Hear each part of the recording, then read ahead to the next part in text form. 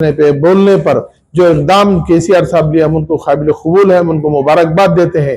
केसीआर साहब और केटीआर साहब ने जो तेलंगाना के लिए अपनी जिंदगी को निछावर किए, 14 साल की जिद्दोजहद करते हुए वो अपनी लाइफ में अपनी जिंदगी को निछावर करते हुए ये तक के अपनी जान को बाजी लगाकर उन्होंने तेलंगाना हासिल किया, वैसे शख्स के ऊपर और उनके साथ देने वाले हरीश राव साहब को जो रात और दिन 24 घंटे काम करते हुए पार्टी की खिदमत करते, और वो उनके वालिद के ऐलान पर, उनके वालिद के हमारे मामा के जो केसीआर साहब ने अगर कोई हुक्म देता फलानी जगह जाओ, वहां कोई हारे हैं तो उनकी जगह जाते, वहां जिलाते। इसलिए ट्रिब्यूनल शूटर ने तेलंगाना के डायनेमिक लीडर और लीडर कहा जाता है। और उन्होंने, आपको मैं मिसाल बताता हूँ, नारायण खेड़ में एक कई जमाने से यहाँ पे कंचुकोट कांग्रेस का था, लेकिन उन्होंने आकर 6 महीने बैठकर यहाँ पर एक तेलंगाना के अंदर आप पानी नहीं, खाने नहीं, रहते हुए भी यहाँ पर डेवलपमेंट किया और नारायण खेड़ में आकर रह के गया।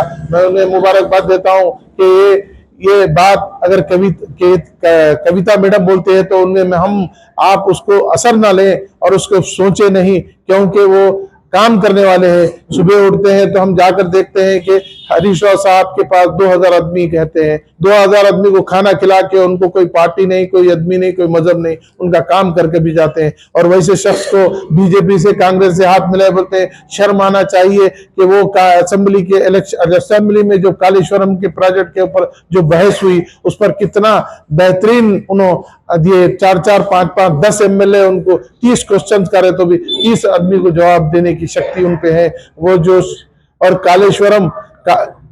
कालेश्वरम के अंदर जो उनके ऊपर इल्जामात लगाए, वो लोग जो खुश होंगे, जो इस तरीके से तुम जो सो के कविता जी जो बोल रहे हैं हरीश राव साहब कांग्रेस से मिले हुए हैं, बीजेपी से। मैं ये पूछना चाहता हूं, आप पर जब इल्जाम हुआ लिखकर के ऊपर तो आपको अरेस्ट किया ईडी, उस टाइम में किसने आपको मदद किया? पार्टी ने किया, पार्टी ने पूरा ठहरा और हरीश राव, केटीआर पूरी पार्टी ठहर के आपको वहां से ले गए। मैं ये समझता हूं कि आपका केस विड्रॉ करने के लिए शायद आप बीजेपी से हाथ मिलाए होंगे, मेरे में समझ में आ रहा, जिसकी वजह से आप टीआरएस को, बीआरएस को जो बदनाम करने के लिए कर रहे हैं, इससे बदनाम नहीं होती। और हमारे जब तक हरीश राव साहब, केसीआर साहब, केटीआर साहब हैं, पार्टी के अंदर कोई नहीं होगा, हम सब पार्टी के साथ रहेंगे। आज इसलिए मैं नारायण खेड़ में इस वजह से आया, मैं कि मैं पार्टी का फाउंडर हूं, मेरे भाई हसीब खान साहब थे, 2001 से हूं, मैं आज भी पार्टी में हूं। अल्हम्दुलिल्लाह पार्टी की हर चीज से मैं जानता हूं और पार्टी का हर वर्क जाता हूं। मैं केसीआर साहब के घर में बचपन से जाता हूं और केसीआर साहब को देखता हूं, उनके फैमिली को देखता हूं।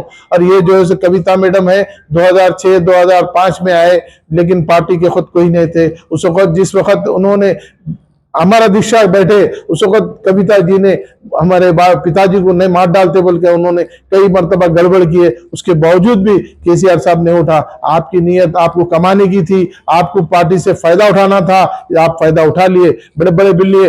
देखिए तेलंगाना के केसीआर साहब को 3 बेडरूम का घर है नंदी नगर में, एक घर नहीं है। आपका एक महल है जो 100 करोड़ की लागत का है। आपका ऑफिस देखिए, आप एक घड़ी पहनते हैं तो 1 करोड़ की घड़ी पहनते हैं। आपका बोलने का, आपका प्रेस मीट में कभी भी जब थे तो हरीश राव को बोलते थे कि वो हरीश राव सुपर है, केटीआर अच्छे है। आज एक क्या हो गया आपको? मैं समझता हूं कि आपके पीछे बीजेपी वालों का हाथ है, जिसकी वजह से बीआरएस के ऊपर हम बर्दाश्त नहीं कर सकते कि आप इस तरीके से बोलने से। और मैं फिर एक बार मैं तमाम लोगों से, बीआरएस पार्टी के तमाम लोगों से करता हूं कि बीआरएस को जुड़कर काम करेंगे। आने वाले दिनों में हम जरूर केसीआर को चीफ मिनिस्टर देखेंगे और हरीश राव को मिनिस्टर देखेंगे और हमारे साथ वो जरूर रहेंगे।